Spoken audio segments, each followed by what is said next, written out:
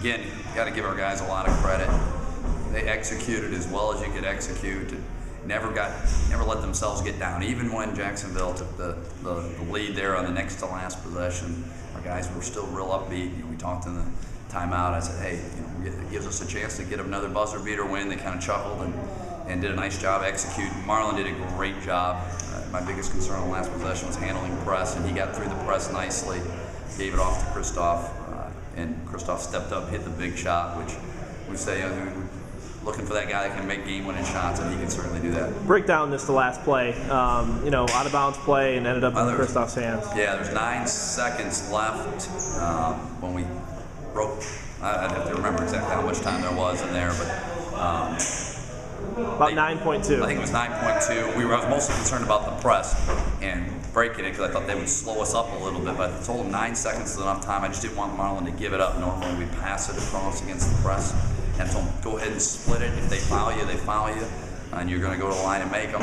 If not, split that thing, take it as hard as you can to the rim. Kevin, give them a good ball screen. If they stop you, they're going to have to stop you with Christoph's guy from the corner, and you can give them a little Euro pass back. I really wanted Chris. He shot faked one earlier in the season, and I thought it hurt us. And this time he shot faked it, and it helped us. Give him a lot of credit. He shot faked it, got the guy in the air, and still made the shot, and had the presence of mind to make sure he was behind the arc. Tremendous job. Tonight featured the top 2 offensive rebounding teams in the conference, and you come away with 19 offensive rebounds, which led to 17 second chance points. Talk about the effort on the glass.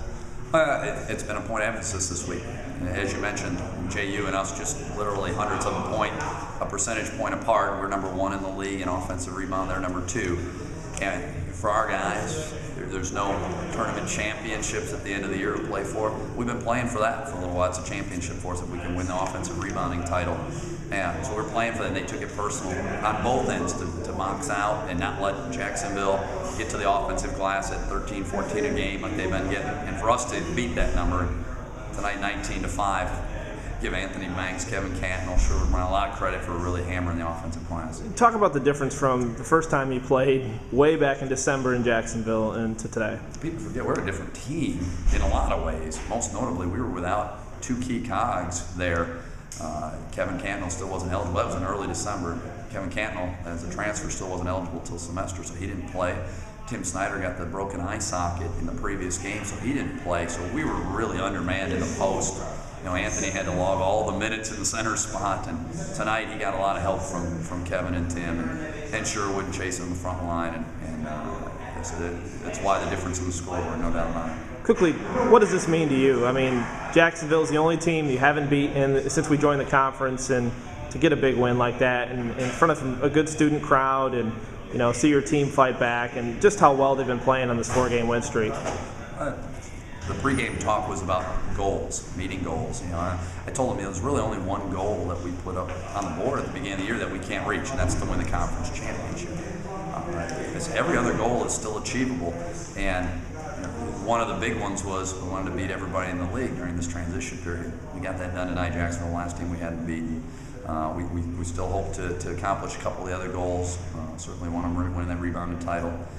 So there's a number of things still left out there, a few carrots left.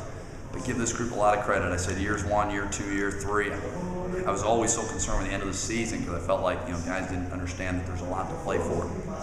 Going into our first year of eligibility for the tournament next year, the guys see what there is to play for. This is our simulation. This is our tournament, if you will. These last 3 games, you got to win 3 games over 5 days to be able to go to the NCAA tournament next year. We're simulating that here this year. Saturday night's senior night, last home game of the season.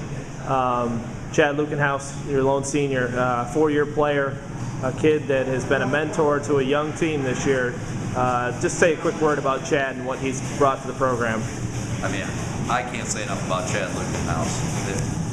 The guy has been here 4 years, as you mentioned, all 4 of which couldn't play in the postseason. He's gone through the ups and downs that all of our staff has, and the guy is as quality and class of person as I've ever had a chance to coach, and we've had some pretty good ones. The guys kid him already.